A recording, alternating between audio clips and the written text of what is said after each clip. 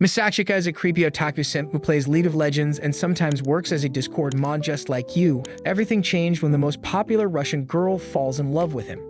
But she isn't just any popular girl. She is so popular that all the students stare at her, envying the ground she walks on. One morning, Walmart Timothy Chalamet walks up to her thinking his $2 haircut is enough to raise her up, but Alya rejects him immediately. The idiot tries to save face by switching tactics to getting her number. However, Alya shatters his self-worth and tells him she has zero interest in him, leaving him speechless. The rest of the school lose any hope of bagging her since she just roasted the hell out of the most coveted boy in school. Later, Alya arrives in class and finds Masachika catching up on his sleep, so she kicks the moron awake and asks if he was up all night watching an anime again. He admits to the allegations but explains that he had something important to do after watching. Alya thinks he was on some Twitter thread, but it turned out that the virgin loser was staying up watching anime recaps. Alya calls him insane, but Masachika insists that if it's for the culture, they'll gladly be put in straitjackets. She then stares as he yawns wide enough to accommodate an eggplant. Then she says something in Russian. He asks what it was and she says it means he looks pathetic. Their first period is chemistry, something these two have plenty of, and when Masachika realizes he forgot to bring his textbook, he joins tables with Alya to share hers while the teacher drones on. Masachika fights to stay awake, but when he loses, Alya sticks him with her pen, causing him to raise his hand. The teacher asks what the answer is, so Masachika looks to Alya for help. She points him to an answer and Masachika confidently repeats it, but he ends up being dead wrong. The teacher then turns to Alya to bail him out and she instantly gives up the correct answer. Masachika can't believe the betrayal and asks why she would throw him under the bus like that. Alya claims she was pointing out the question number, but Masachika just knows she's full of shit, especially with that evil smile. Suddenly, she repeats that word in Russian, which catches Masachika off guard. When he asks what she said, she calls him stupid. But Masachika has a secret. He's been able to understand her Russian this entire time, and she was actually calling him a cutie. This rocks his whole world trying to figure out what she means, but she continues to play dumb. He's able to understand her since he played with a Russian girl when he was a kid, but he never thought he'd find himself being rizzed up by a Russian baddie who doesn't know he can understand her. If he admitted he knew, she'd probably die of embarrassment and he can't afford funeral expenses. Later, Alya catches Masachika messing with his phone and reminds him it's forbidden to use it unless it's an emergency, but he just ignores her. Frustrated, Alya grabs the phone to see what this filthy degenerate is up to anyway. When she sees the goddess of the moon with silver hair, she hands the phone back, annoyed. Then she switches to Russian and says her hair is silver too, and calls him a cheater. Masachika catches that and starts to glitch, but when he asks what she said, she calls him a game junkie. The airhead immediately loses focus and starts explaining how he's not a true junkie since he doesn't have his own Twitch stream. Alya simply looks away, realizing there's no hope for him. Later, Masachika has lunch with his friends when they notice the student council walk in.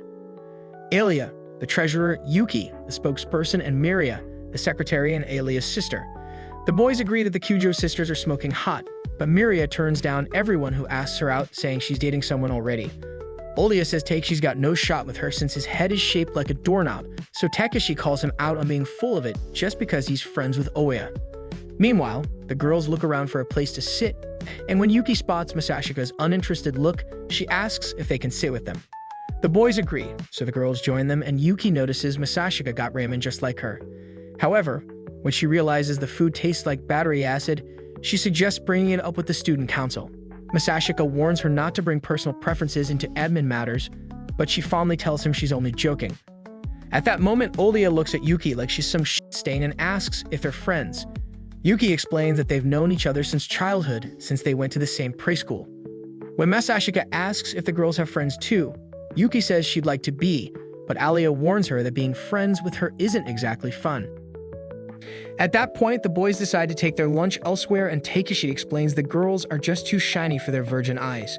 Once the dead weight has been dropped, Yuki inches close to Masachika and asks if he's considered her idea of joining the student council, but Masachika says he would rather watch that 2010 Airbender movie we don't talk about. Yuki tells Alya that Masachika used to be her vice president back in middle school and he's very capable, so Alya switches to Russian and says she doesn't have to tell her that. Later, Yuki says her goodbyes and Alya says she's surprised any girl that won't be friends with him. Masachika points out that she's his friend, which surprises Alya, who agrees and suddenly walks away, leaving Masachika confused. Later, Masachika dreams of the good old days when he used to play with a blonde Russian girl. When he wakes up, he remembers how he was such a simp that he studied Russian just to talk to her. yet he doesn't remember her name. The next morning, Masachika goes to class early and tidies up before everyone else arrives. Alya is the first show up and thinks hell must have frozen over for his bum ass to have woken up early. Masachika notices the dirt on her socks and asks if she stepped in a puddle, but she sits down and explains that she got splashed with mud by a passing truck. She suddenly changes the subject and asks if he'll join the student council after all, but he insists that he'd rather swallow nails. Alya tries to ask something else but gets embarrassed and tells him to forget it. She then begins to remove her socks, which makes Masachika weak in the knees. When Alya sees how shy he is, she gets a culture idea and tells Masachika to get her spare sock from her locker. Masachika reluctantly agrees, but when she tells him to put it on her, he tries to chicken out, but she says it would be a nice treat for him for helping her get it. Alya switches to Russian and says it's for her too. And at this point, Masachika starts wondering if she's just using him to release her stress or something. When he asks what she said, she says she called him a coward, so Masachika grabs her foot and decides to do as she's asked. Alya starts freaking out, saying she wasn't ready yet, but Masachika tells her to stop squirming so he can get it in. However, he accidentally touches her in her restricted area, so she immediately kicks him in the face and gives him a peek of heaven in the process. The man goes down, but it was worth the treat. Later, Alya gives him cold shoulder, so he approaches her and tries to apologize, but she calls him a leg fetish scum in Russian. She then says she's not mad at him and apologizes for kicking him. But when she tries to see if he's okay, he deflects and thanks her for giving him a preview of the Promised Everland. Alya is beyond embarrassed and decks him. Then she turns to run away while he chases after her. They run around school for a while, but 10 minutes later, she finally gives in. Masachika apologizes for taking it too far and offers her favorite drink as a peace offering. Alya is touched that she noticed and switches to Russian to ask if he wants a sip. Masachika freezes when he realizes she wants to indirectly kiss him, but he chickens out and pretends not to know what that means. As usual, she changes the translation and laughs to herself, thinking he doesn't understand a word she's saying. Some days later, Masachika meets up with Yuki in a storage space, and when the two start goofing off, Alya pops out and laments about being the third wheel. The girls apparently need help sorting out the storage room, so Masachika starts by bringing down some board games, which cues Yuki to brag about her last win. Alya tells the cringy couple to get back to work, then switches to Russian to wish she gets some attention too. Masachika shivers on the spot as Alya continues to beg for him to come, while Alya thinks she's really being slick. Afterward, they head to the student council office, where the president comes in and introduces himself as Kenzaki, saying he's heard a lot about him. Masachika looks at him like an unfinished map of project and thinks it's no wonder he is the president. However, when he tries to leave, Kenzaki insists on buying him dinner to show his appreciation. Masachika tries to decline, but Yuki tells him he should accept since he's only going home to meet tumbleweeds. Kenzaki wonders how Yuki could possibly know what Masachika will need at home, but Yuki simply says they go way back. Kenzaki then invites the girls to dinner with them, and they accept. At dinner, Kenzaki praises the group for finishing their tasks so quickly, so Yuki starts hyping Masachika up as the reason why. Kenzaki asks him if he'd like to join the student council, but Masachika declines, once again saying he'd rather step on a Lego. Kenzaki tries convincing him by saying it'll greatly improve his recommendation, but Masachika only cares about recommending a manga help Jizu that night. Yuki adds to the pestering, so Masachika asks why she even needs him when she's issuing to win, but Kenzaki reveals that's not true, especially since Alya is planning to run too. This surprises Masachika, but Alya confirms that she'll be running for president too. After dinner, Kenzaki suggests Masachika walk Alya home while he takes care of Yuki, so they split up. Alya seems particularly cold to Masachika, and when she reaches her stop, she leaves without her usual Russian simping. Masachika arrives at home and can immediately tell he's not alone. Inside, Yuki casually relaxes on the couch, so he asks what she's doing there, but she ignores him and reads through her favorite manga, hoping its main couple is from Alabama. Masachika calls her out on pretending to be childhood friends in school, but Yuki insists that being siblings doesn't contradict that. They then refocus on the cultured comics she's reading as she demonstrates that otakus aren't born, they're made. The next morning, Masachika wakes up to find Yuki on top of him, but he tells her he's not interested in going Targaryen with her. Later, they head to the mall together and Yuki checks out some clothes while Masachika feels his lungs closing when he sees the price tag. While they shop, Masachika asks Yuki that she's also noticed a silver something at the corner of his eye, so Yuki says that she's way ahead of him and noticed the peeping Tom a while ago. Masachika wonders how to deal with the situation delicately, but Yuki doesn't give a shit and just walks right up to Alya. Alya tries to play it cool and claims that she'd only seen them a few moments ago, but of course no one buys it. Yuki tries to invite Alya to lunch with them, but when Masachika tries to stop her, Alya wonders what the big deal is. Yuki explains it's a spicy food joint and tells her not to come if she can't handle it, but Masachika tries to be honest and warns her that it's like eating da bomb from Hot Ones.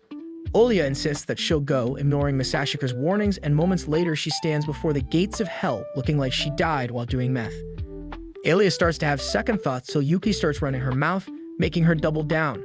When they head in, Yuki explains what flavor of hell awaits her in each of their dishes, so Masachika tries to save her by going for the mildest option on the menu. The girls decide to go with his order too, and while they wait, Alya points out how boyish Yuki looks for a change. Yuki informs her that she was in bed with Masachika that morning, causing him to spit his drink. While the virgins in the restaurant eavesdrop on what it's like to get some action, Alya looks to Masachika an explanation, but what he says sounds the same as saying she slipped and fell into bed with him. Finally, their order for 3 pools of blood arrives, and just the sight alone makes Alya jump. However, not one to back down from a challenge, she pulls out the noodles and starts to eat. Suddenly, the spices hit her like Truck Kuman's distant cousin, but when Masachika tries to ask if she's seen double yet, she insists that she's fine. She starts crying as she begs for help in Russian, and every time Masachika tries to help, she refuses. Just then, Yuki, who's no better than the devil, offers her a spice to make her food even hotter. Masachika realizes Yuki's doing this on purpose and tries to rescue Alya, but the idiot refuses and pours some of it in. When she takes a bite, she screams Bloody Mary, and they end up outside. Masachika says Yuki went off to buy something, then it's just 2 of them now. So he asks if she wants some ice cream. Alya finally cools off when Masachika suddenly asks her why she wants to be student council president. Alya says she doesn't need a reason to aim higher, so Masachika asks if she has a running mate. She says she doesn't need one and would probably ask a random stranger just cause of the rules. But when she switches to Russian, she wishes he would run with her. This reminds Masachika of a time when he watched a girl, ugly, cry over losing the elections, making him feel bad. Alya asks if he's got any plans after that, and Masachika says he doesn't. And Yuki won't be back for a while, so Alya asks him to follow her shopping. Yuki says it would imply a close relationship between them, but when he realizes that Alya doesn't have many friends, thanks to her prickly Miss Perfect attitude, he decides to pity the silver tsundere wannabe. They head to the store, and Alya wonders why Masachika is being so nice to her, then gets mad when she thinks it's because he expects her to lose the presidency. She heads to the changing stalls angrily and intends to blow him away with her fashion sense. But before she starts stripping, she realizes otakes have active imaginations, so she tells him to move farther away so he doesn't hear the sounds. Relieved, she starts giving Patria and subscribers some content. Then she throws on a cute outfit to show him. Suddenly, she wonders what she'd do if he has no reaction at all. When she opens the curtain, Masachika tells her she looks great and even puts effort into the compliment, unlike you do when your girlfriend asks if she looks fat. Alya draws the curtain and proceeds to have a heart attack, while Masachika simultaneously experiences liver failure from the embarrassment. Alya wonders if he's used to giving compliments because of that face Yuki, so she decides to try a boyish outfit like her again. Masachika makes her turn red when he tells her she looks cool.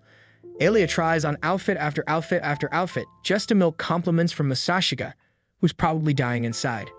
This time, she decides to go with something risky and maybe tease Masachika with some skin. However, when she opens up to show him, she finds Yuki standing there in a blank stare from Masachika. Alya switches to Russian and wishes she could disappear. So Masachika translates for Yuki, who calls her a big baby. Later on the train, Alya wonders who would win between Madara and Saitama, but snaps out of it when Masachika and Yuki start to say their goodbyes.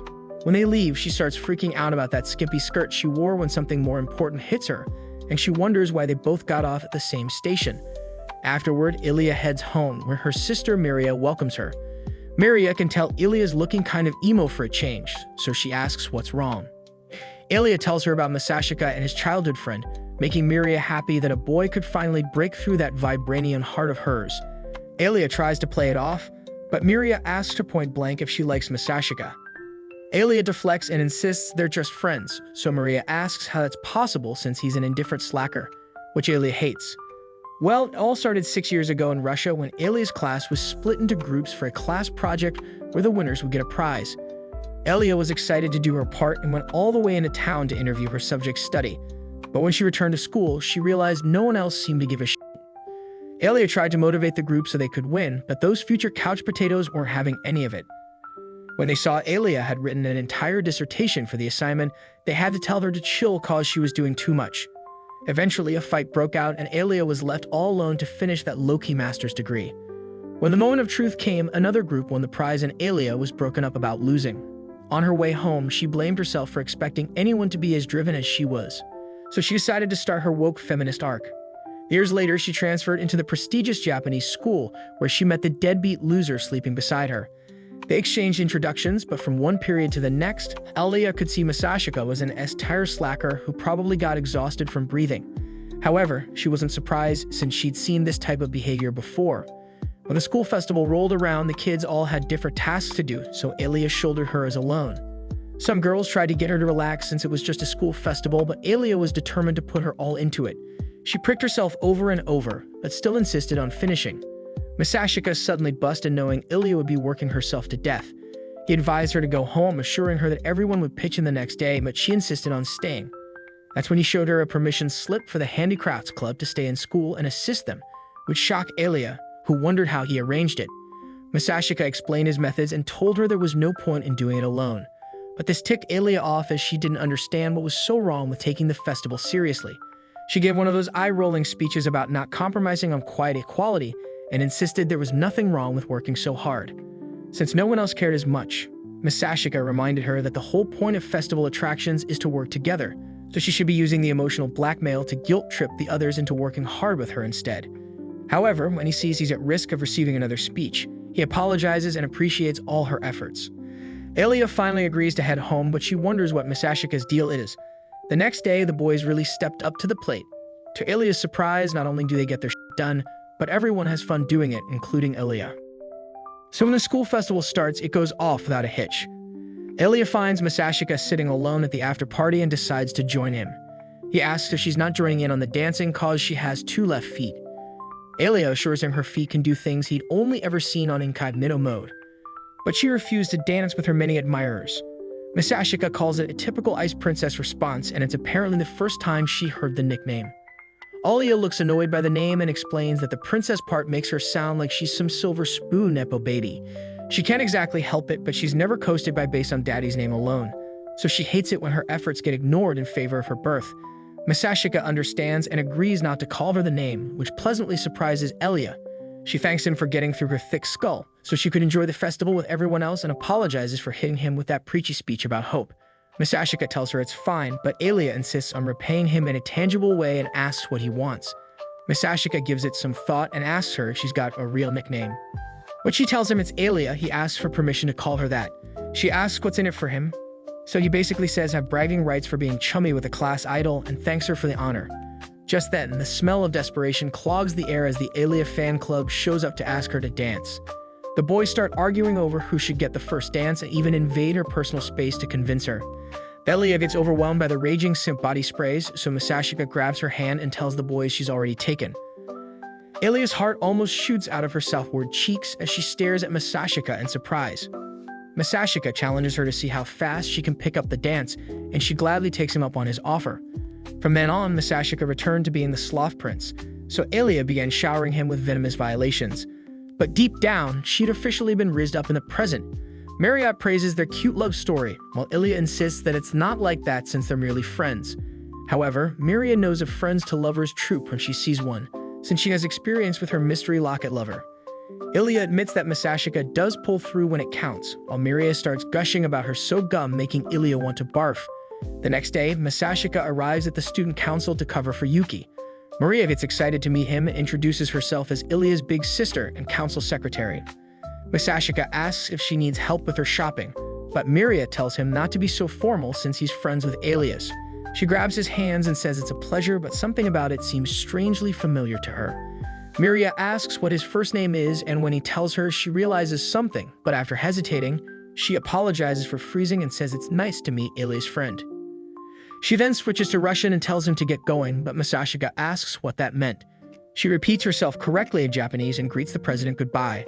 Later, they go shopping for office supplies when Miria loses focus on a cute plushie and suggests getting one for each council member. Masachika assures her Kenzaki will die a virgin if she does that, so they agree to ken the idea, but she insists on getting one just for herself. After they walk back and Masachika pities Alya for having such a chaotic sister, they get to their next stop and he offers to hold the plushie, so Maria names it after Alya and tells him they look good together. They head into the tea shop where Maria gets busy with the store owner while Masachika stands aside, realizing that Yuki would be better at this since their mother taught her.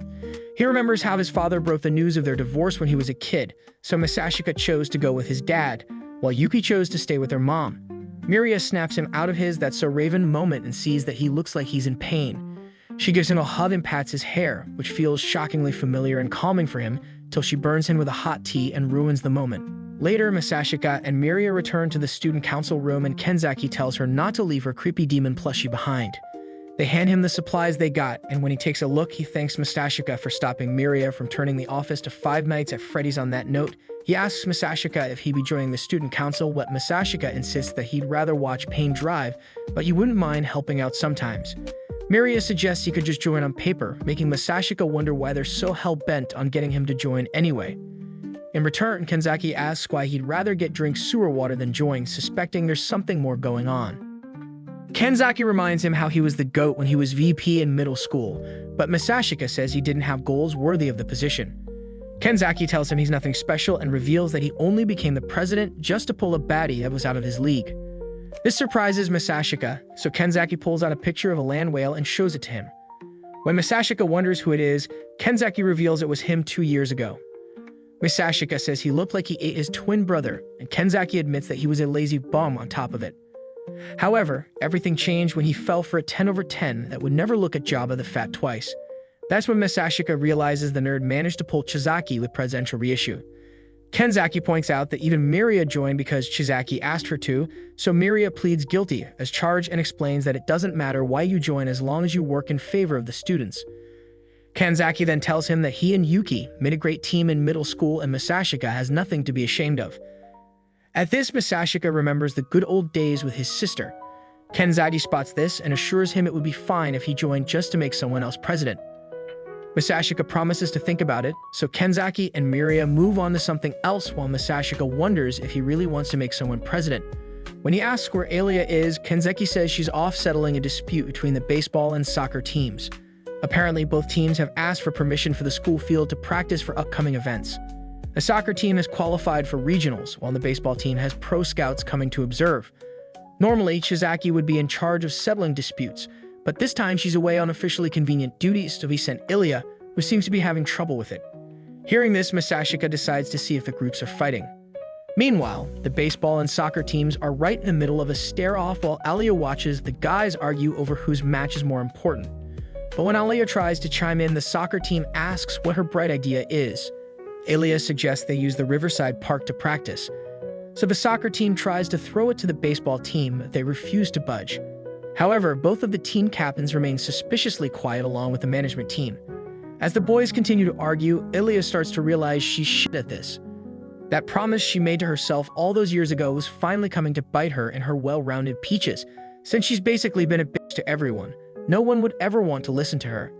As she begins to cry, she switches to Russian to ask for help. Just then, Masachika pops in and announces that he's now in charge of Student Council General Affairs and is there to help. A few seconds ago, Masachika had walked up and heard the teams barking at each other while Mary struggled to calm them down. He knew Alya's approach was doomed to fail, but he figured it was good experience and was really going to pretend he didn't see nothing. However, he suddenly heard her asking for help in Russian, and it was a sound his simp ears just couldn't resist. Both teams recognize Masachika from his middle school tenure, so Masachika offers up a compromise. The baseball team would practice Riverside since they had fewer members, but in exchange, the soccer team would send over some members to help with the process. The boys begin to object and Alya tries to calm them, but Masachika simply looks toward the management team. Suddenly, the head manager offers to have her team help out, so the baseball guys do a complete 180 and accept, hoping it hits something other than a home run. The boys finally settle the dispute and Masachika closes the matter, asking them to file official requests the next day, while Alya stares in surprise Pikachu. Afterward, they head back to the office and Masachika apologizes for butting in and making her look bad. Alya lets it slide but asks why he made that proposal, almost as if he knew the soccer manager would offer to volunteer. Masachika is surprised that Alya managed to notice, so she points out that he was staring at her the whole time.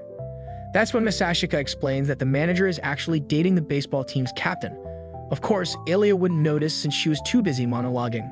But the baseball captain hadn't said a word the entire time because he was trying to help his girlfriend, but also had to keep his priorities straight. Masachika knew the manager would jump the proposal and everyone would get a happy ending. The baseball team could lose focus on free diets, the soccer team could kick each other's balls, and the lovebirds could hit when no one was looking. Masachika spots Kenzaki, who asks them how it all went. Alya says Masachika worked his magic, so Kenzaki commends them, but Masachika calls him out on setting the whole thing up. Kenzaki admits to the allegations and asks if Masachika has finally made up his mind.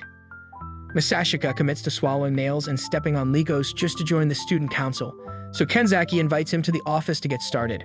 Later, Alya and Masachika head home. While Masachika laments getting played by yet another anime glasses guy, Alya asks if he's joining the council just to run with Yuki for council president. So Masachika asks if she'd give up on being president if he was. However, Alya insists that she'll never back down even if it means going up against him. Masachika figured she'd say that, so he offers to make her a student council president. Alya looks surprised, but Masachika assures her that if that's what she wants, he'll stand with her and for her. So he stretches out his hand. Alya wipes her tears away and takes his hand, and he announces they're officially a team. However, Alya says something in Russian that reminds him of the Goldilocks from his memory. The familiar feeling makes him smile until he realizes Alya's cutting off the circulation in his hand. Alya asks if he was thinking about another girl, making Masachika realize he's committed one of the sins of the sacred confession scene. She asks if he was thinking about Yuki after promising to be there for her. But even though Masachika denies it, Alya's only way to move forward is to leave a palm print on his face. Afterward, she stretches her hand to help the idiot up. On the way home, Masachika brags that his steez has increased from the slap, but Alya roasts him for having a barely functioning brain. When they arrive at Alya's building, she asks if he's lost feeling in his cheek, but Masachika claims that he's fine. Just then, Alya moves closer and kisses his cheek, shocking him. Alya wonders why he's so surprised, but Masachika can't figure out if that was just cheek to cheek. Alya leaves with zero answers, making Masachika wish she told him what she did in Russian. It turns out that Alya had actually told Masachika she loved him in Russian earlier, and now she's having a full-on meltdown. Even if she loved him, which she refuses to admit, he'd probably just laugh in her face if she confessed. As Alya continues to fight her pillar demon, she hears the door close. When she checks, she sees Maria sitting down looking like something's bothering her. However, when Alya asks what it is, Maria pulls out the plushie and distracts her with it. As she walks away, she mentions meeting Masachika and understanding why Alya would fall for Idris. Alya once again denies the allegation, so Maria advises her to confess quickly before someone else steals him away from her. Meanwhile, Masachika starts cringing from the corny wreath he displayed that day. He wonders if Alya's love confession is real, but thanks to some copium overdose, he convinces himself it couldn't be. Then he remembers his parents' frequent roast battles when he was a kid and concludes that love is as useless as Sakura in Team 7. When he returns home, he sees Yuki's shoes outside and figures she probably set him up to join the council. He reluctantly walks in only to find Yuki with her fruit garden on full display. Somehow, Masachika doesn't bat an eyelid and accuses her of doing it on purpose. Yuki admits it, and when Masachika asks why she would do it, she explains that they've never had the walking in on her cliché. Masachika didn't think it was possible to be this dumb, but apparently too much plot can give you brain rot. After borrowing some of Masachika's brain cells, she calls it an apology for tricking him into joining the council. However, Masachika calls her brave for thinking her package was enough. When Yuki insists that she saw him checking her out, Masachika reveals that guys prefer sneak peeks to bare cheeks. Yuki takes her L but insists he looked her up and down, so Masachika cracks and admits he checked out her top half. Later, Yuki dries her hair in his room and asks if Masha and Kenzaki managed to recruit him to the council. He confirms it, then breaks the news about running with Alya for president.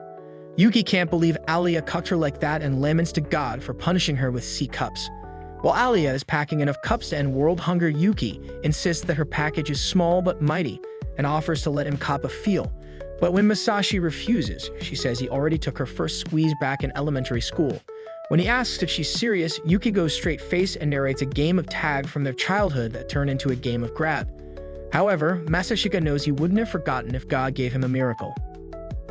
Yuki finally lets up, so Masachika reminds her that she could barely play thanks to her asthma. So Yuki rejoices that she's well now and hands Masachika a brush to make it up to her. While he brushes, he apologizes for picking Alya over her. So Yuki assures him a little sibling rivalry would be great for the plot. after Yuki tells him he's free to come back to her if Alya's chest burden starts to suffocate him. But Masachika assures her there's no better way to die. Yuki leaves, but says she's glad that Masachika finally found someone to motivate him again, though that won't stop her from crushing him like a nut. The next morning, Masachika thinks it's strange that Yuki didn't do something heinous to wake him up, so he imagines that she's still pretty hurt from yesterday's news. He decides to make it up to her, but when he gets up, a hand grabs him and scares the chocolate cream right out of him. Yuki laughs at his sucker face till she suddenly notices she's stuck. Since there was no space for dump truck Kun, Masachika takes the opportunity to stuff her face as revenge, so Yuki laments getting stuffed in the face with her unborn nephews and nieces. Later in school, Oya waits nervously for Masachika to arrive. She tries to calm herself, thinking Masachika would probably sleepwalk in. As usual, however, Masachika struts in looking rather bright-eyed and sparkly. To her surprise, as he talks with the other classmates, Alya's love-struck filter makes him look like Dazai from Bungu Stray Dogs, which she thinks is kind of hot, but she tries to snap out of it. During class, she's surprised to see Masachika wide awake, so she remembers his promise to her, and thinks he might be stepping up his game. In gym class, Alya shows an impressive serve while Masachika gets smacked in the head. Later, Masachika nurses his head trauma when Alya shows up to check on him. Alya asks if he'll be heading to the nurse's office, but Masachika assures her it won't be the first time getting balls in the face. Alya decides to play nurse and see for herself, leaving Masachika to see an up-close confirmation of those E-cup allegations. Masachika struggles to control himself, but when Alya starts fiddling with her hair, she gives him a pit view that almost sends his Willy Wonka to make some white chocolate. But on the bright side, this proves his peaks of cheeks theory. Alya suggests they get some water, so they head over to the taps. But when Masachika looks over, he gets excited by how much pressure Alya's throat can take at once. Immediately, Masachika decides to wash away his dirty thoughts and keep his eyes away from the prize. Mary spots them and walks over, wondering why Masachika keeps looking up, but it turns out he's thanking God for gym uniforms. Miria notices how wet he is and uses her towel to dry him off, but in the process, Masachika gets a private screening, which must be God saying you're welcome.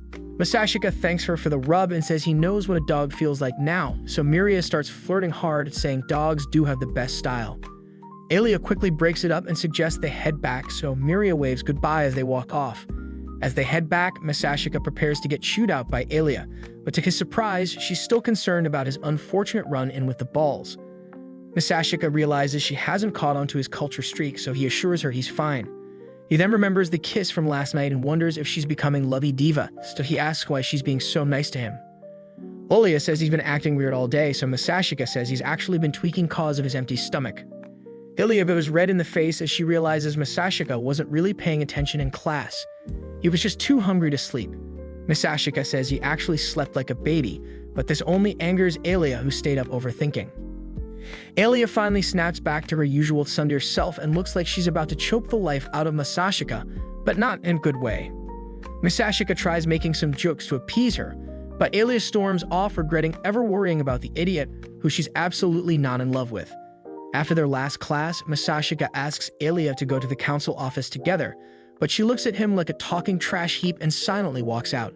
On the way, Masachika wonders if he crossed the line when they suddenly notice a group of well-trained simps leaving the office.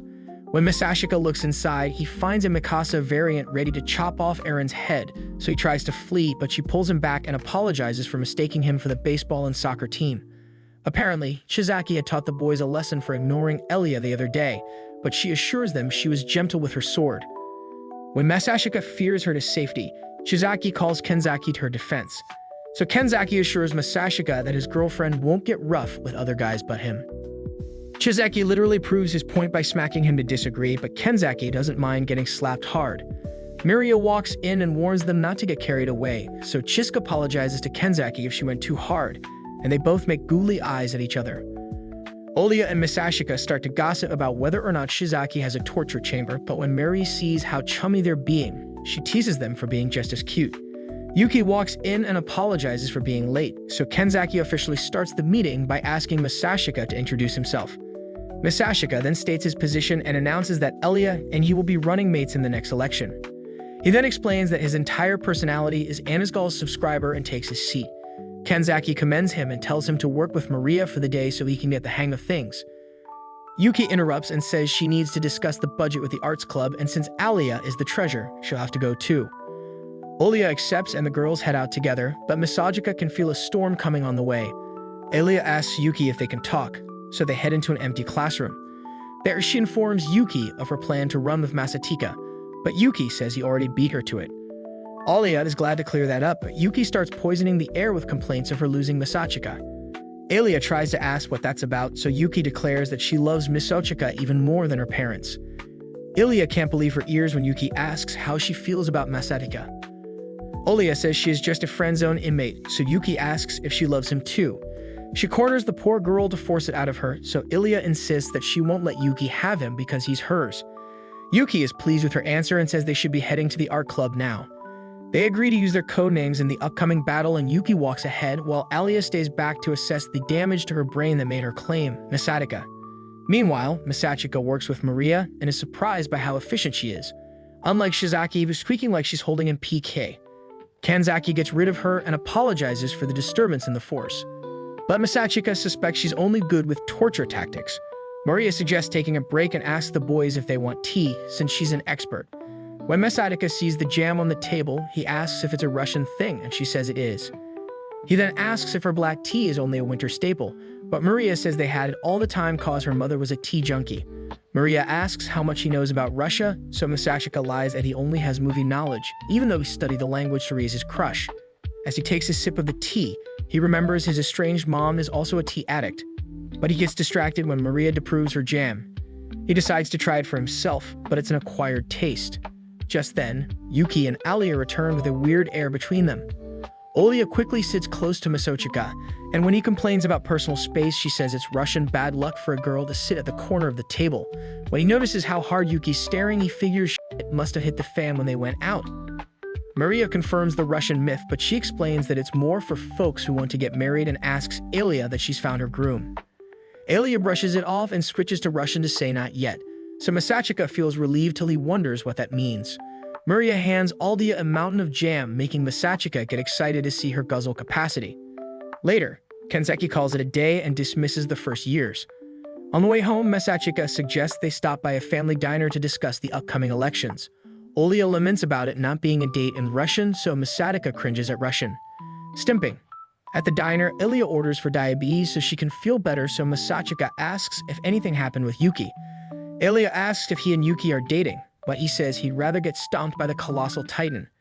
When Alya wonders what's going on, he explains that Yuki just gets off on messing with people and suggests they move on to more important matters. He breaks the news that they have no chance of winning against Yuki at the moment.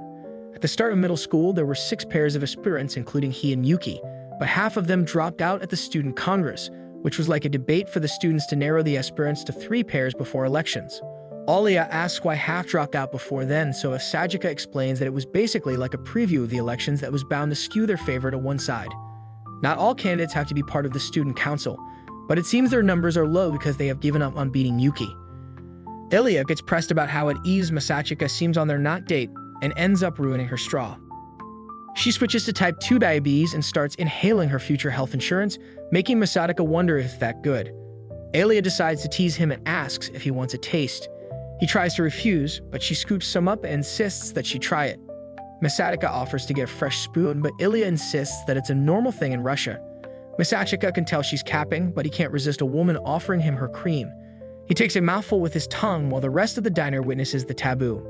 Suddenly, Masachika notices Tanyama outside, but Alya interrupts him and asks how they can be Yuki.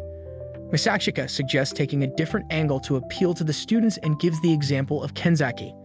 Even though his rival was the former middle school president and Kanzaki wasn't on the council, Kanzaki still won.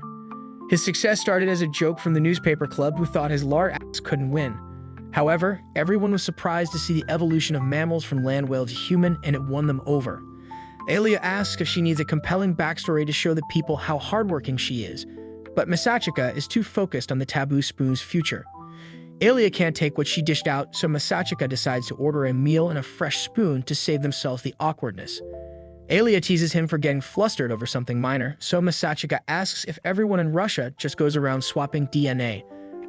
Alya switches to Russian and says he's the only one she'd do it with, making Masachika nervous. They return to the topic of winning the election, so Masachika says their first chance to garner support will be at the end of the first term, when the council gives its policy speech. Alya asks what she should say in hers, so Masachika advises her to speak from her heart after it is thought out. He then says she's perfectly charming as it is, so Alya blushes and wishes she praise him more. After Alya asks how his food tastes, Sophie offers her some till he remembers she can't handle chili. Alya refuses to back down because she's dense and agrees. Masachika scoots her impending diarrhea and his inner demon wins out. As he hands Alya a whole chili to try, Alya says her prayers and swallows it, then bends over to mourn her fallen taste buds. Later, the pair walks home and Alya asks what Yuki plans to do now that she's lost her running mate. Masachika says she's insanely popular and she's likely to pick someone from their old student council, but it would be trouble if she teamed up with Tamiyama. She was Yuki's opponent back in middle school, but her campaign ended in bitter tears. However, Masachika says they'll find out soon enough. The next day, Yuki introduces someone to the council and Masachika almost chokes as Ayano walks in as a new member of the student council, joining general affairs with Masachika. After exiting the room, Masachika hears a faint sound calling a master. Just when he is about to take out some holy water from his pocket, Masachika notices Ayano standing behind him. The girl tells him to please follow her and Masachika decides to comply. As the two enter a less crowded space, Ayano asks Masachika if the news of him running for presidency with Alya is true.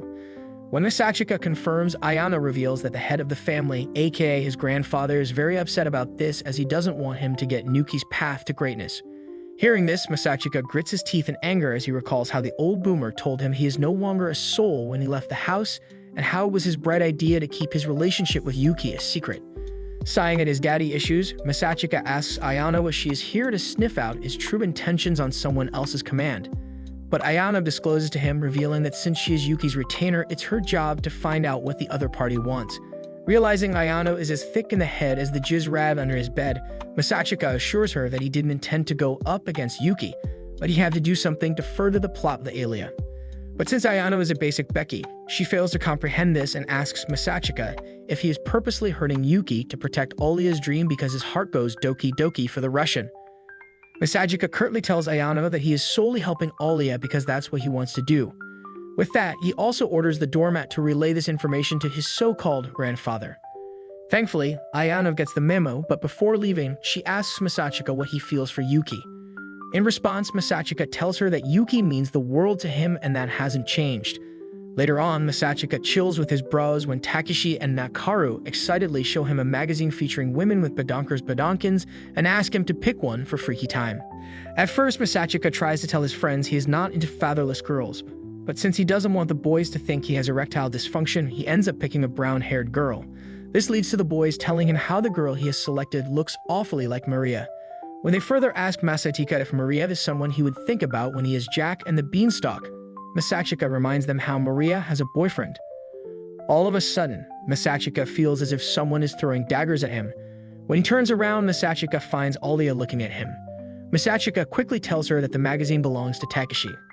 As Alya takes her seat, the boys continue to hound Masachika about his type in women. In the end, Masachika admits that he wants to date a woman who he can be friends with. Hearing this, Alya whispers in Russian how she would be the perfect fit, which makes Masachika blush. However, he suddenly remembers the girl from his childhood, prompting him to reveal how he wants a girl that has a bright smile. His friends nod in understanding as they add how it's important for a girl to be approachable. Of course, since Alya is as cold as the toilet seat in winters, she becomes irritated by Masachika's preference and throws a huge fuss. After berating Masachika for having a type, Alya confiscates Takeshi's Jizz magazine. In the meantime, Yuki asks Ayano if she is satisfied with her interrogation. Ayano answers back, revealing how her faith in Masachika has been restored and further informs Yuki everything that Masachika said during their conversation. When Yuki asks Ayano how serious was her brother, Ayano reveals that Masachika was so serious that her uterus began to tremble. Weirded out, Yuki asks her if she is also into Masachika, but Ayano clarifies that she just wants Masachika to send her a 3-hour-long audio of him whimpering. Hearing this, Yuki tells Ayano that she's a freak and she likes it. Before leaving, Ayano tells Yuki how Masachika said she is very dear to him. Yuki loses her mind upon hearing this and admits to Ayano that she was about to go ham on Masachika, but luckily, this is a child-friendly show. To further appease Yuki, Ayano reveals how everyone thinks Yuki will win the election as everyone thinks Alya is doing something reckless by challenging her.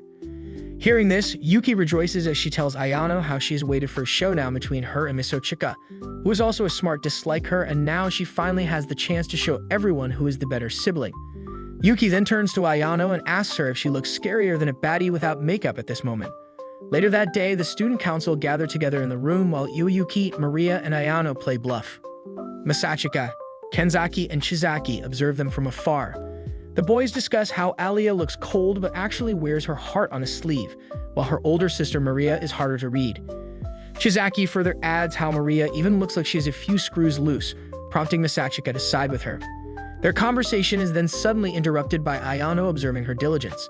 Kenzaki asks if she learned to be this obedient due to her duty as a retainer, to which Ayano reveals that she learned everything from her grandparents, prompting Masachika to disclose how Ayano's grandparents used to work for Yuki's family. When Shizaki and Kenzaki inquire about her parents, Ayano informs them that her parents are office workers and she became a retainer because she has a humiliation kink. And of course, because she admires her grandparents. During the conversation, Ayano admits to the group how she trained all her childhood to become the best doormat anyone has seen. Suddenly, Maria joins them, revealing how Alya scolded her for being annoying. While Kenzaki and Chizaki worry about Alya's well-being, Masachika and Maria assure them that Alya is actually enjoying the game with Yuki, which is apparently very rare. Wanting to stock up on some refreshments, Maria asks Masachika to come with her to the convenience store. After collecting everyone's orders, the two walk towards the store. When Maria thanks him for joining Alya in her quest to become the president, Masachika shrugs it off, but Maria states how it's a big deal since Alya is very competitive with his support. Alya now has someone to rely on. Hearing all this, Masachika asks Maria if she purposely hides her competitive side from Alya. Maria admits that her sister is a very serious child who tries her best in everything, and because of that, she doesn't want to become another battle that Alya has to conquer. As they approach the vending machine, Maria tells Masachika that she is going an extra mile for Alya because siblings have a very complicated relationship. This prompts Masachika to think about his own sister, and he wonders if Yuki is purposely playing dumb for him. However, he quickly shrugs the thought off, realizing Yuki is actually stupid. Maria then turns to Masachika, accusing him of doing the same, but Masachika reveals that he just acts like a Dutch bag because he just wants to live an easier life. As a result, Maria pets his head and commends Masachika for doing the bare minimum. The next day, Alya is approached by Tanayama, who sternly asks her if she got under Masachika to make him partner up with her. Bamboozled by the accusation, Alya becomes non-verbal until Masachika joins them. After seeing the commotion as he asks her to apologize for her indecent words, Tanayama instead calls for a general meeting, determined to kick Masachika out from the student council committee. The next day, Kenzaki informs them that Tanayama wants to hold a debate on whether teacher screening should be used for student council entry. So Masachika and Alya agree to beat her at her own game and solidify their candidacy against Yuki. Later, the pair works on Alya's points to counter the opposition, when Alya asks if he's on bad terms with Tanayama, when Masachika says they were on fine terms before. Alya wonders why she's now out to drag him on the streets of Twitter. Masachika suggests that Tanayama might think he's only doing this to shag a white-haired baddie, so Alya feels bad that he can't tell what cheap hair dye looks like. Later, Alya and Masachika get ready for the debate when Miyami shows up.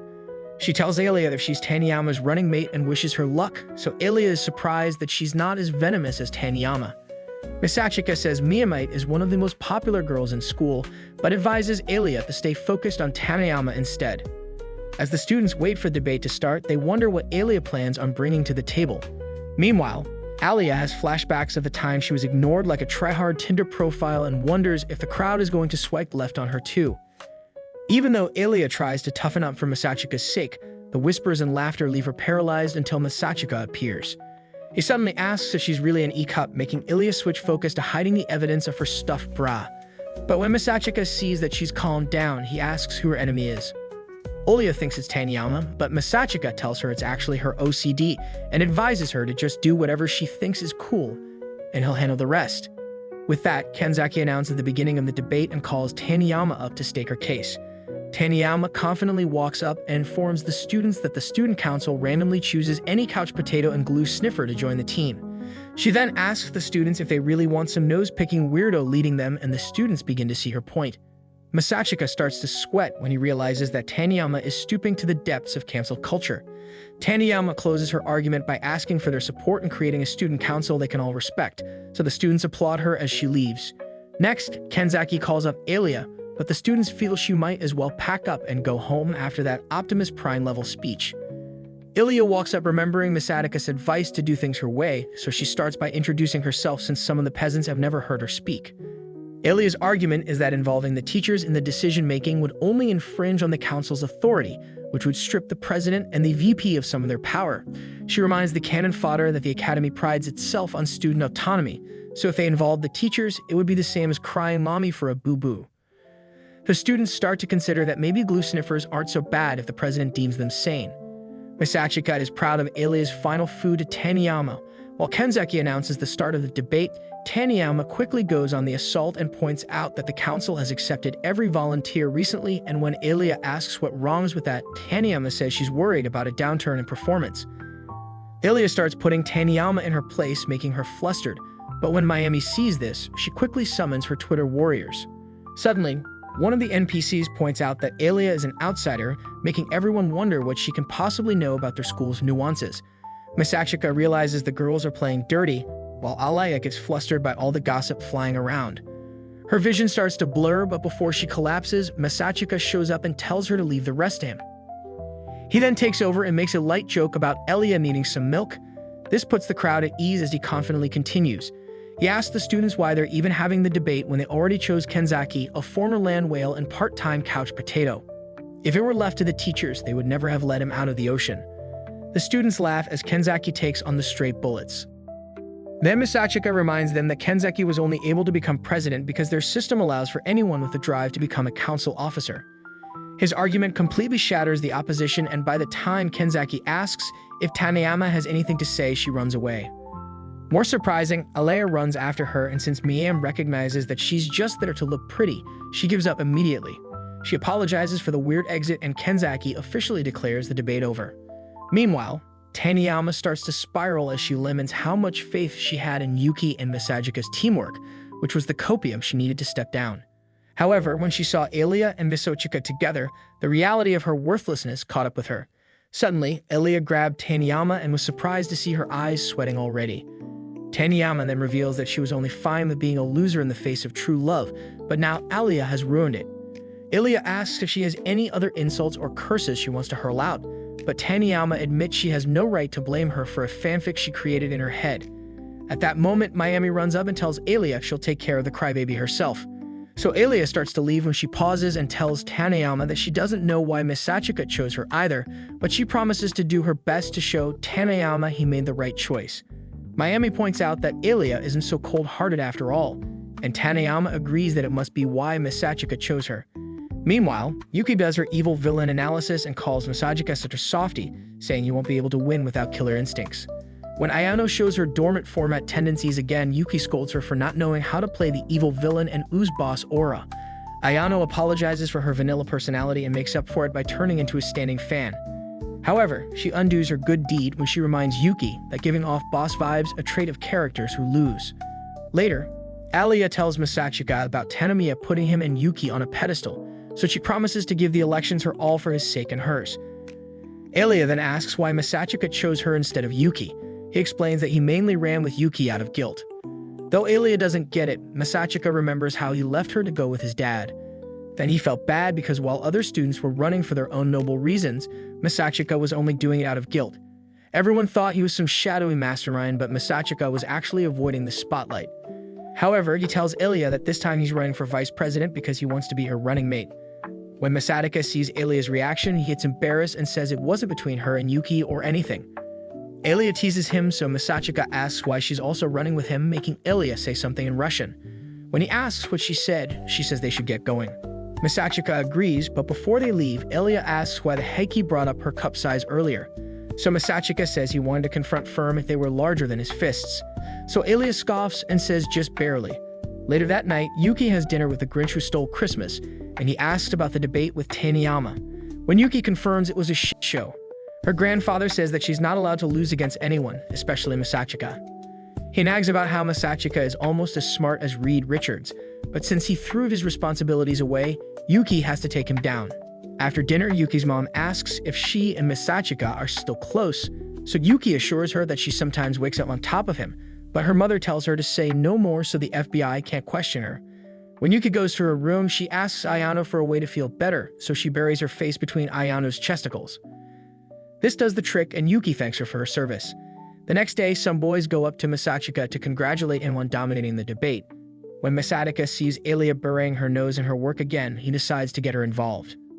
The boys are afraid to get emotionally abused, so Masachika kicks his plan to start up a conversation. Thanks to him, the boys are able to warm up to Alya and discuss the debate. However, when the boys start mocking Tanayama for chickening out on her own idea, Alya grows a heart and asks Masachika to step out with her. They head to the council room and Masachika asks if she's bothered about Tanayama's rose segment. Alya confirms it, so Masachika reminds her that they won fair and square, but Alya insists that it was technically only a forfeit, even though he informs her that helping Tanayama save face would waste their Congress win. Alya still feels bad about her. Because of this, Masachika agrees to help Alya help Tanayama, which surprises her. Alya apologizes for using him as a lapdog, but Masachika says he'll gladly lick whatever she wants him to. Suddenly, he notices something trembling and realizes Kenzaki and Shizaki must have been baby-making. In secret, he pretends not to notice until he realizes Alya is making those googly eyes, screaming for some applauding. Because of this, Masachika has no choice but to rat at the president, which snaps Alya out of it. Kenzaki and Shizaki crawl out, claiming to have dropped something on the floor for the last 30 minutes, so they all agree to pretend nothing happened that day. When Masachika and Alya step out, Alya gets embarrassed and runs off. Afterward, Masachika tries to walk up to Miami, but he gets repelled by the brain-dead conversation of the NPCs. Miami is tired of getting asked about the draw with Blake Lively, so she calls Masachika's attention and asks what he wants.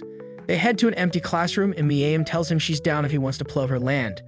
But Masachika refuses and advises her to only date people she likes. Miami blankly explains that it doesn't matter since she takes it from the back. So Masachika fights the urge to pull out a $2 bill and tells her to stop selling herself short. Miami then reveals that Tanayama had said the exact same thing. After slapping the shit out of her, they finally get down to clean business, and Masachika asks if Miami can help get people to stop talking smack about Tanayama. Miami figures Alya must have put him up to it, but she wonders why he's asking an enemy for help, especially since she tried to read the debate. Masachika wonders why the embodiment of Barbie is so attached to the second coming of Oppenheimer, so Miami tells him he of all people should know how it feels to be drawn with someone with so much passion. They agree to work together, so Masachika suggests writing a rumor to explain why Tanayama left that day. Miami warns him that it'll bring their victory into question, but Masachika assures her they're ready for the consequences. Miami agrees to the plan and goes off to spread a rumor, but Masachika stays back and senses a disturbance in the force. He calls for Ayano, and the girl comes springing up like an unwhacked mole.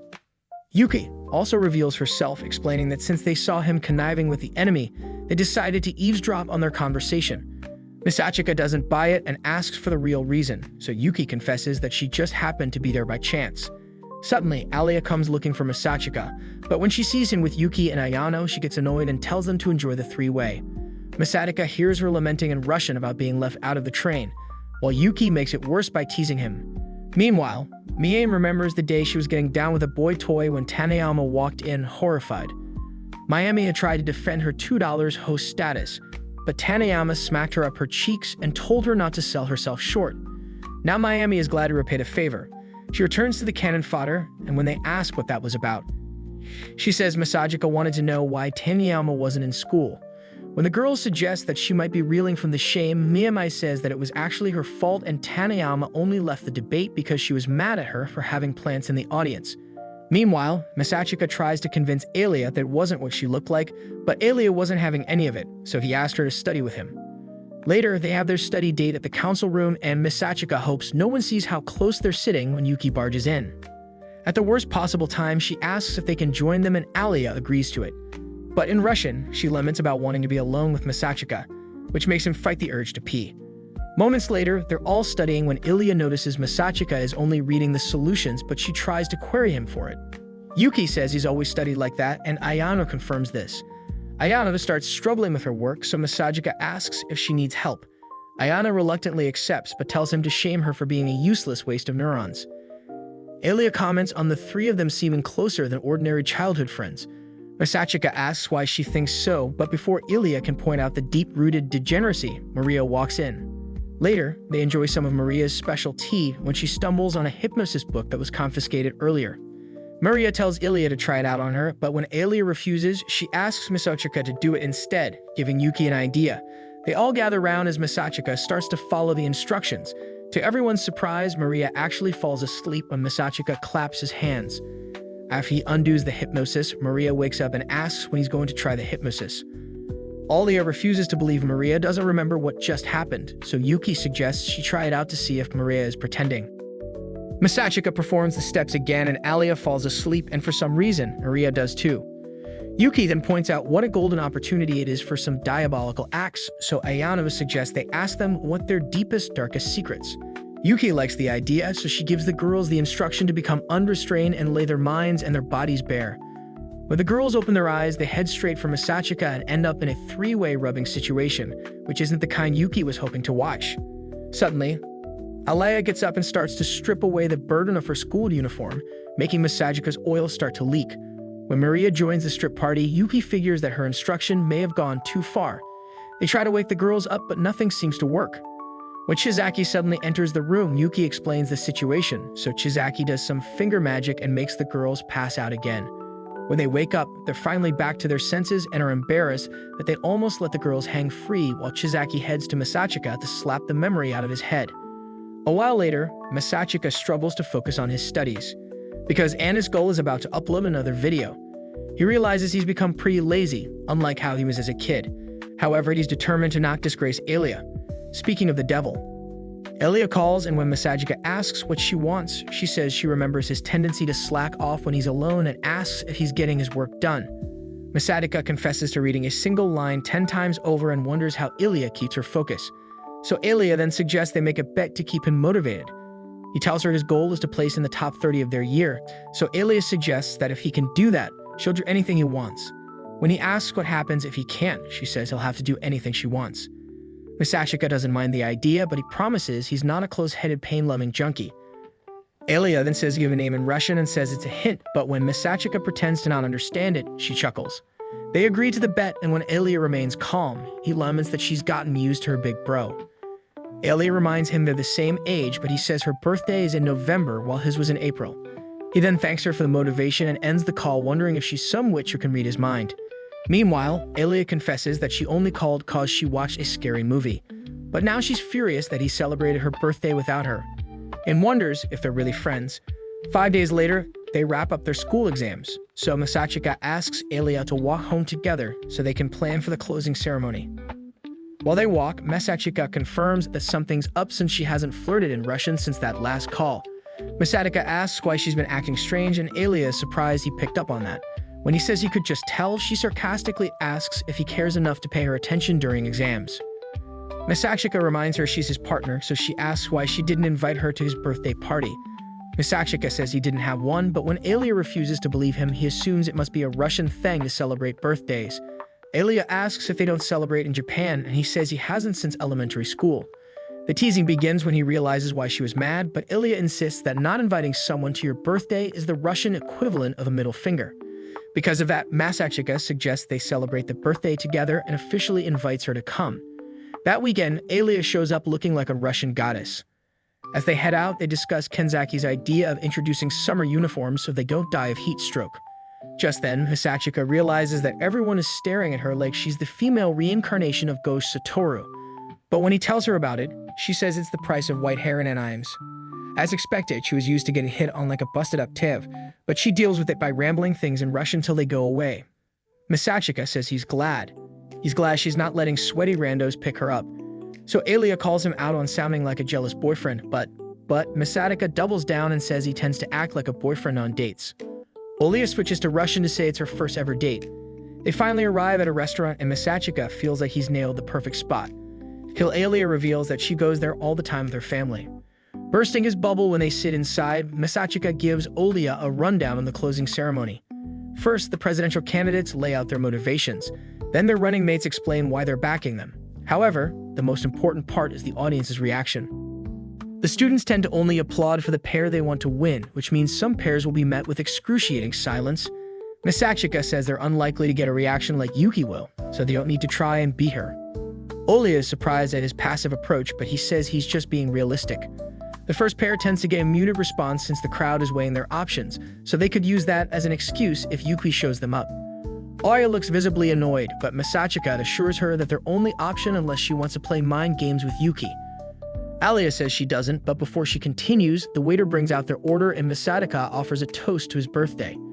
After they dig in, Alya asks if he's the one that started the rumor about Miami, but he says that was all her. It worked in getting people to stop shitting on Taniyama, but it also put the outcome of the debate in limbo.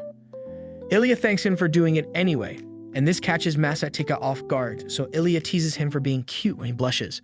Masachika can't believe she's not even hiding behind Russian this time, so when she offers him a bite from her fork, he decides to beat her at her own game, thinking she backed down. Surprisingly, Alya used the same fork without hesitating, and Masachika finally surrendered. Once they're done eating, Alya pulls out a gift for him, so he opens it and finds a fancy mug. When he comments that such things are stuffed couples buy in pairs, Alya cheekily says she bought one for herself and already started using it. But before Masachika has a heart attack, she tells him she's kidding and chuckles. Later, at the student council office, Kenzaki brings up the summer uniforms, so Maria offers to make tea for the meeting. Masachika asks what the update on the uniforms is, so he says they should introduce them this summer break and make a surprise announcement.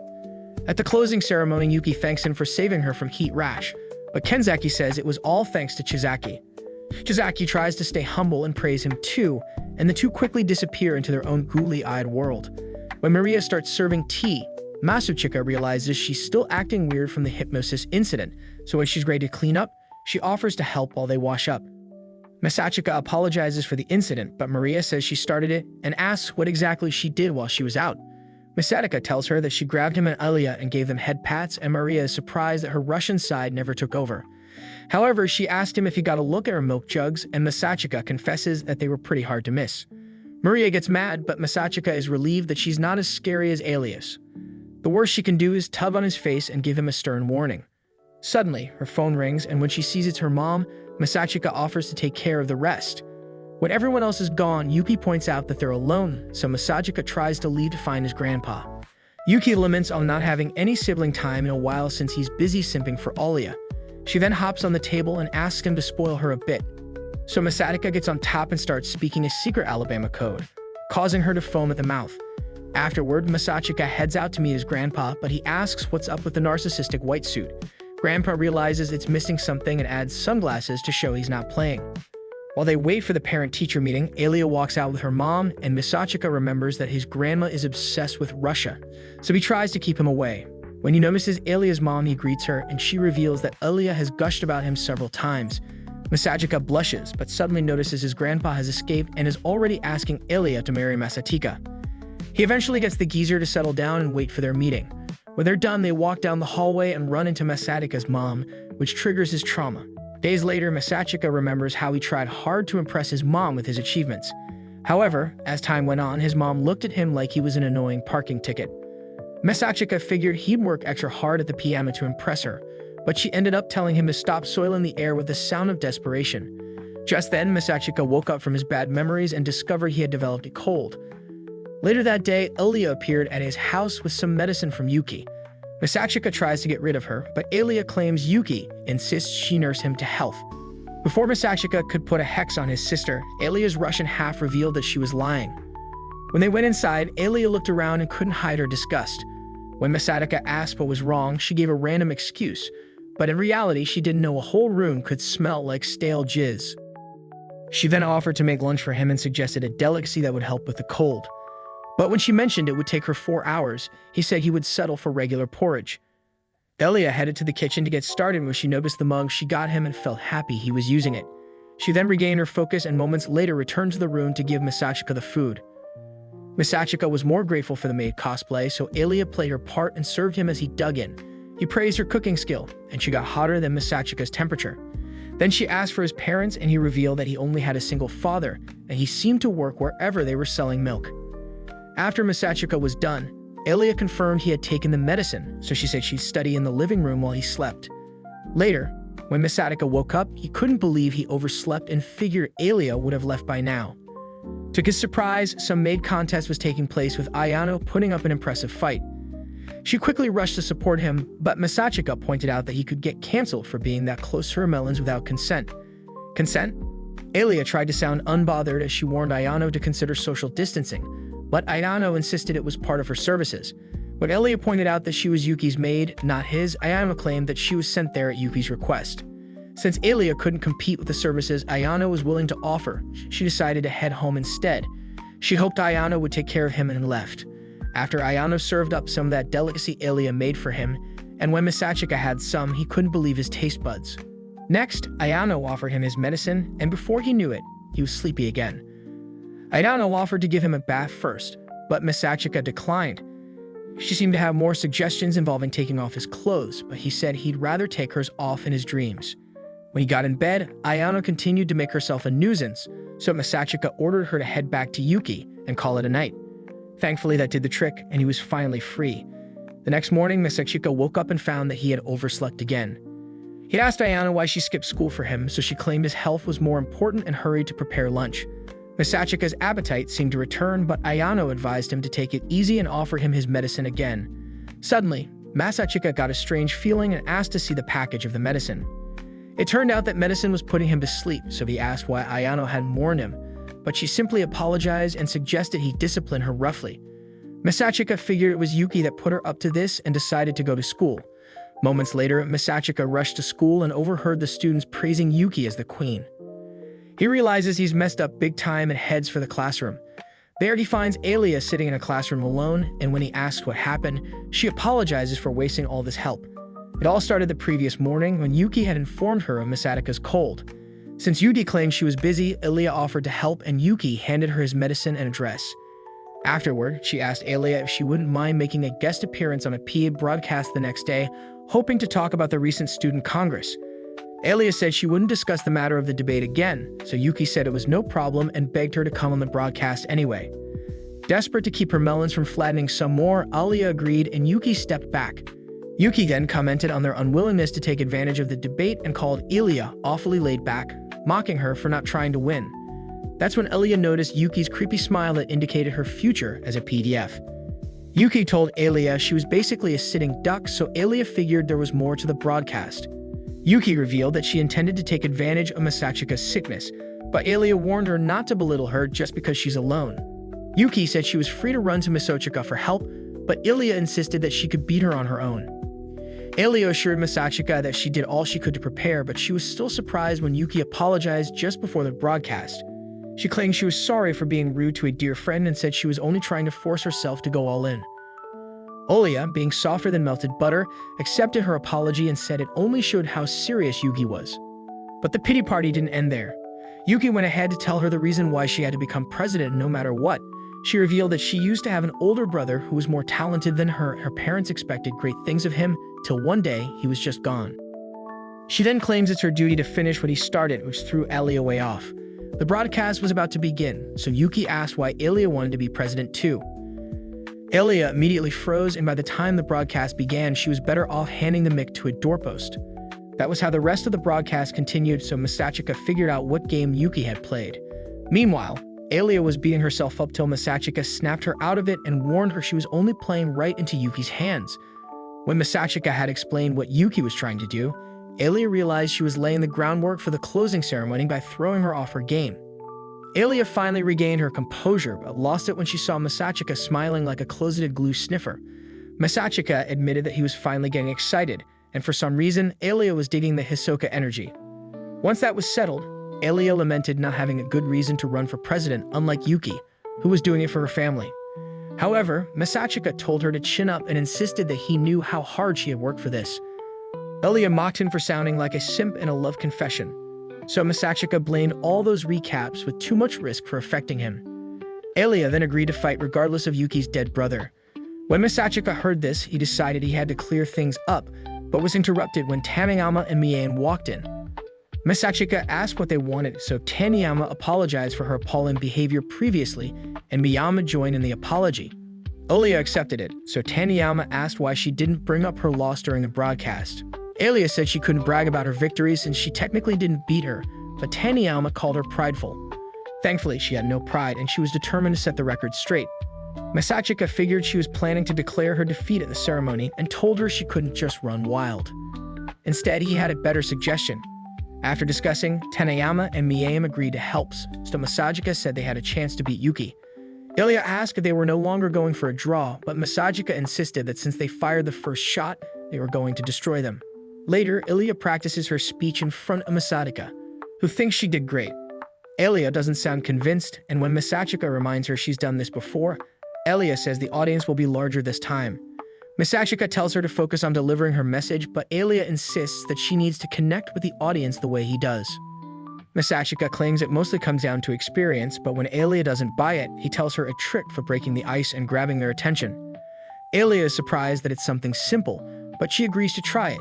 Just then, Yuki and Ayano walk in, and Yuki asks why Masachika looks like he smelt what he dealt. Masachika points out that her mask is starting to crack and informs Alya not to be fooled by Yuki's acting. Yuki asks if Alya is disappointed in her, but Alya remains calm and asks if she was serious about remaining friends with her. When Yuki says she was, says she's fine with it. She then reveals that she intends to answer why she wants to be student council president. The next day, Yuki chuckles at how forthright Alya is, so Masachika is happy to know she didn't soil her friendship with Alya. Yuki asks if Masachika is mad at her instead, but Masachika says that going after an opponent's vulnerability was such an obvious move, it makes him want to give his pet dog head pats for daring to bite him, while also teaching it a lesson so it doesn't try again.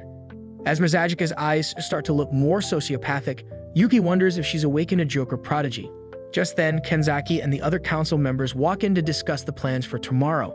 After clearing the rest of the program, he asks in what order they went to make their speeches. Yuki suggests a coin toss, and when Masachika agrees, she suggests Ayano does it. Masachika rejects it, so Maria offers to do it, and they all agree. They agree that if Alya guesses right, she gets to choose, but if not, Yuki chooses. Maria flips the coin, and while it rolls in the air, Yuki debates which she should pick. If she lets Alya go first, she won't get enough applause, but it wouldn't be as satisfactory to feed. But if Yuki goes first, she won't get to see what Masachika has up his sleeve. The coin finally drops, and Maria grabs it, waiting for Alya to make her decision. Alya doesn't give it any thought and picks heads, but it turns out to be tails, and the choice falls to Yuki. Yuki begins to wonder if Masachika's inner psychopath was slipping out to distract her from something. She then realizes that her focus should be Alya, who's emotionally fragile, so she plans to pile on the pressure from that shitshow broadcast. She figures Masachika hopes to go first so they can make it a draw, so she tells Kenzaki she'll go first. The next day, the closing ceremony arrives, and the teachers first give their speeches. Then they call up the council members to give their presentations. Kenzaki gives an impressive speech, followed by Chizaki and Maria, who are more lighthearted. Afterward, the moment they had all been waiting for arrives. Yuki puts her demon face on and walks confidently on stage, only to use her angel voice for the speech. After introducing herself, some simp already promises her to vote. Then Yuki goes on to share her vision with them. She intends to make an academy where the students' opinions matter. She then pulls up a suggestion box and points out that even though they're all over the school, no one actually makes any suggestions. She then asks if they think it's a waste of time and nothing will get done. The audience agrees with that last part, while Masachika and Alya wonder what Yuki's trying to cook. Yuki admits that most council members are busy with other tasks and don't give enough attention to student needs, but she promises that when she's president, all their wishes will be fulfilled. She then begins to list out various events they could alter and even suggest a Halloween or Christmas party, which piques the audience's interest. As her last point, she reminds them that she's already been council president in middle school, so she's well equipped with the balls to pull it off again. At this, the crowd goes crazy while Masachika laments her cheap tricks to get them excited. Ayano then steps on stage to give her speech, and people are stunned by how beautiful she is. She gives a carefully curated, almost robotic speech about how sweet and kind Yuki is, which are lies even the devil couldn't make up. Masachika isn't the least bit surprised, but Alya is surprisingly doing fine too. Masachika reminds her that this phase is merely a greeting to the audience, while Ayano and Yuki round up their presentation with lots of support from the crowd. Next up is Alya, but the audience barely pays any attention till they hear her rambling on in Russian and wonder if they're in the wrong room. Once she's gotten their attention, she jokes that she somehow defaulted to speaking Russian, and the students laughed her joke. This plan was all Masachika's idea, and it had worked masterfully well. Now that she's got them on her side, Alya begins her speech that admitting that she's got zero track record and is barely fit for the position. However, she boasts that she's someone who works harder than everyone else. She admits some of her mistakes, but insists that she's learned from them and even helped her classmates win the Best Attraction Award board.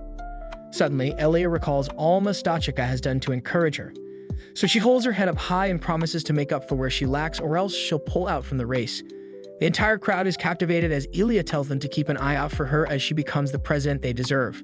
By the end of it, Alya has managed to win them over, and he can earn a simp of her own. Masachika tells Alya she was cool as hell. Then when it's his turn, he says it's time to win. As usual, Masachika starts with an unfortunate joke that got the crowd all riled up. He then addresses the question of why he switched from supporting Yuki to supporting Alya. He asks them what type of person they think should be president, then lists some generic character traits he'll find on Google. However, he insists that it should be someone with enough charisma to draw people to them. The crowd listens closely as he points out that even though Alya's speech was awkward as hell, it was also genuine and heartfelt. The more he speaks, the more the audience seems to come around till he whips out his ultimate weapon. He states that when Alya wins, Taniyama and Miyamate would join her as council officers, which shocks everyone including Yuki, who didn't see it coming. He calls them on stage to show it's all true. Then Alya joins them, and they all take a bow together. The crowd goes wild in support, and Masachika tells Alya that she made this happen. After Taniyama says she won't be assisting their campaign anymore, but Alya promises to earn her approval. After they leave, Alya looks at Yuki with a newfound confidence. So Yuki admits that they were outdone. She admits defeat for that day, and Ayano tells her she's giving boss vibes. Later, Masachika checked his placement on the school board, but he placed 33rd and lost the bet. Alya suggests they head home, so while they leave, Masachika asks what one thing she wants from him, but Alya says she'll think up something. He reminds her of the hint she gave him in Russian, but when Alya starts stuttering, he figures she didn't think he would lose. They head to their lockers, so Masachika suggests that since they're running mates, she should call him by his given name so they look like a close-knit team. They both get shy, but when she tries it out, Masachika has a hard time keeping it together. When they go outside, Masachika can't bring himself to look her in the eye, but he asks if she'd like to do more election preparations over summer break. Alya then gets up close and asks him to look at her as she accepts his proposal. Thanks for watching. Want more anime recaps? Subscribe to channels and turn on notification bell.